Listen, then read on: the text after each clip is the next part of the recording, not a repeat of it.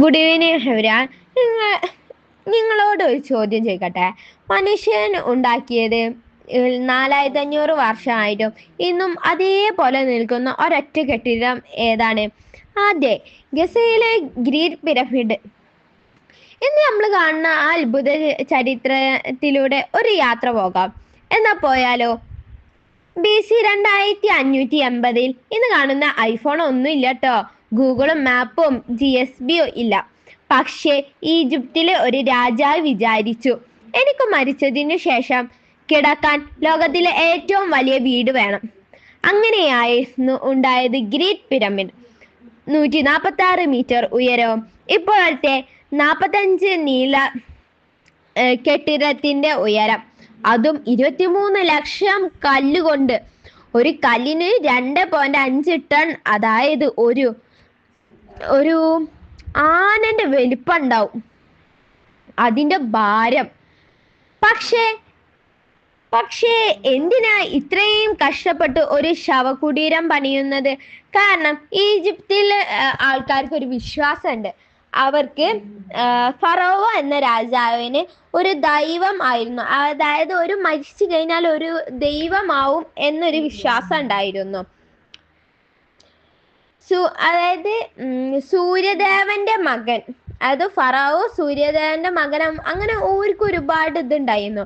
ഫറോവ മരിച്ചാൽ ആത്മാവ് എന്ന മരണലോകത്തിലൂടെ യാത്ര ചെയ്ത് വീണ്ടും ജീവിക്കാൻ വെക്കും എന്ന് അവർ വിശ്വസിച്ചിരുന്നു. ആ യാത്രക്ക് വേണ്ടി എനർജി കിട്ടാനാണ് സ്വർണവും ആഭരണങ്ങളും വസ്തുക്കളും എല്ലാം കൂടെ വെച്ചത്. പിരമിഡിന്റെ കൂർത്ത മൂർഖഭാഗം സൂര്യരശ്മി പോലെയാണ് ആത്മാവിനെ നേരെ സ്വർഗത്തേക്ക് ഗൈഡ് ചെയ്യുക. ഇത് ഗസയിലെ 3 പിരമിഡുകൾ ഏറ്റവും വലിയ കുഫാവിൻ്റെതാണ്. ഇതിലെ അടുത്ത് കാണുന്നതാണ് സ്ഫിൻക്സ്, സിംഹത്തിന്റെ ശരീരവും മനുഷ്യന്റെ തലയും. ഇത് ഗഫ്രി ഫറോയുടെ മുഖം ആണെന്നാണ് കരുതുന്നത്. പിരമിഡിന്റെ 4 വശങ്ങളും കൃത്യമായി വടക്ക് പടിഞ്ഞാറ് വടക്ക് തെക്ക് ദിശയിലേക്ക്, കിഴക്ക് പടിഞ്ഞാറ് വടക്ക് തെക്ക് ദിശയിലേക്ക് തിരിഞ്ഞതാണ് നിൽക്കുന്നത്. എറർ എങ്ങാനും വന്നാലും 0.5 ഡിഗ്രി അത്രയൊക്കെ അതിൽ ചേഞ്ച് ഉണ്ടാവുള്ളൂ. ഇന്ന് GPS ഉപയോഗിച്ചാൽ പോലും എത്ര ആക്യുറസി കിട്ടാൻ പാടാണ്.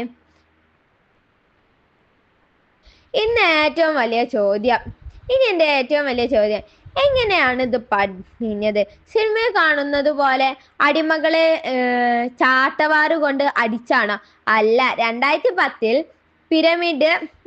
പിരമിഡിന്റെ അടുത്ത് തൊഴിലാളികളുടെ ശവകുടീരങ്ങൾ കണ്ടെത്തി. അതിൽ എഴുതി വച്ചിരിക്കുന്ന ഫ്രണ്ട്സ് ഓഫ് കാഫു എന്നാണ്. അവർക്ക് നല്ല ഭക്ഷണം, ബിയർ, മെഡിക്കൽ ട്രീറ്റ്മെന്റ് എല്ലാം കിട്ടിയിരുന്നു. ഒടിഞ്ഞ എല്ലുകൾ കൂടിയോജിപ്പിച്ചതിന്റെ തെളിവ് വരെ കിട്ടി. ഏകദേശം 20,000 മുതൽ 30,000 സ്കൾട്ടൺ വർക്കേഴ്സ് 3 മാസം വീതം ഷിഫ്റ്റ് അടിസ്ഥാനത്തിൽ പണിതു. നൈൽ നദി അന്ന് പിരമിഡിന്റെ അടുത്തുകൂടി ആയിരുന്നു ഒഴുകിയിരുന്നത് എന്നാണ് പറയുന്നത്. അതുവഴി ബോട്ടിൽ കല്ല് കൊണ്ടുവന്നു. പിന്നെ മണലും വെള്ളം ഒഴിച്ച് തടിയിൽ ഉണ്ടാക്കി വെച്ച് കയറിയിട്ടുണ്ടാവും, സ്ലൈഡ് ആക്കി അവർ കയറിയിട്ടുണ്ടാവും. 20 വർഷം കൊണ്ട് പണി തീർത്തല്ലോ. ഇനി ഈജിപ്തിൽ മാത്രമല്ല കേട്ടോ ഈ പിരമിഡ് ഉള്ളത്. മെക്സിക്കോയിലും അതുപോലെ തന്നെ പിന്നെ ഈ അവിടെ ഉണ്ടൊരു സൺ പിരമിഡ്. 225 മീറ്റർ വീതി ഉണ്ട് എന്നാണ് അറിയപ്പെടുന്നത്. ഗ്രേറ്റ് പിരമിഡിനേക്കാൾ വീതി കൂടുതലാണ്. പക്ഷെ അവർ ഇത് ക്ഷേത്രമായിട്ടാണ് ഉപയോഗിക്കുന്നത്. മനുഷ്യ ബലി വരെ നടത്തിയിട്ടുണ്ട് കേട്ടോ ഇതില്. ഇനി ഗ്രേറ്റ് പിരമിഡിന്റെ ഉള്ളിലേക്ക് കടന്ന 3 അറകളുണ്ട്. കിങ്സ് ചാമ്പർ, ക്വീൻസ് ചാമ്പർ, ഒരു പാതി പണിത അറ. 2017 സ്കാൻ പിരമിഡ് എന്ന പ്രൊജക്റ്റ് കോമിക്സ് റേസ് ഉപയോഗിച്ച് നോക്കിയപ്പോൾ കിങ്സ് ചാമ്പറിന് മുകളിൽ 30 മീറ്റർ നീളമുള്ള ഒരു വലിയ രഹസ്യ അറ കൂടി കണ്ടെത്തി. അതിൽ എന്താണെന്ന് ആർക്കും അറിയില്ല. ഇതുവരെ ആരും തുറന്നിട്ടുമില്ല.